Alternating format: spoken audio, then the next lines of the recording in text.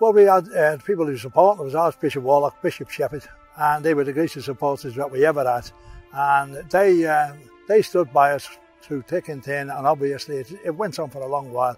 But the men actually said, if you disperse these people across this city, then we will stand shoulder to shoulder with them, because they want to stay living in this area.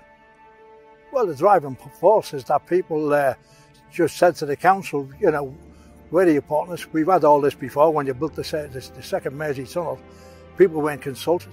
The houses and jobs went down a hole, so we're not prepared to accept that, and we're not moving. But they didn't want to go through all what they'd seen on Scotland Road, as I say, repeat, where people lost their jobs and the houses. Obviously, there was a mass meeting called, and I've never seen so many people turn out on one side of the road and on the other.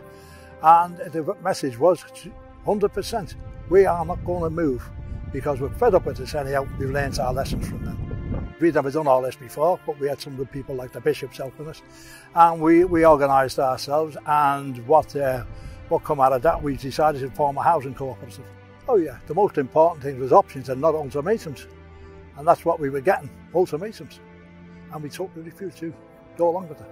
The people were frightened, and obviously didn't think you could take on the council. Once they said you've got 3 offers, you had to move to the outback of Liverpool and break the old community up, and you see what happens up there.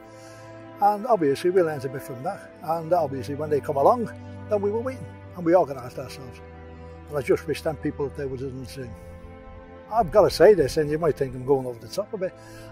People who had moved out of this area because they thought they had to go before we got a grip of it, I've never heard of so many people dying of broken hearts. You know, we're not going down that road again, and that's when we organised.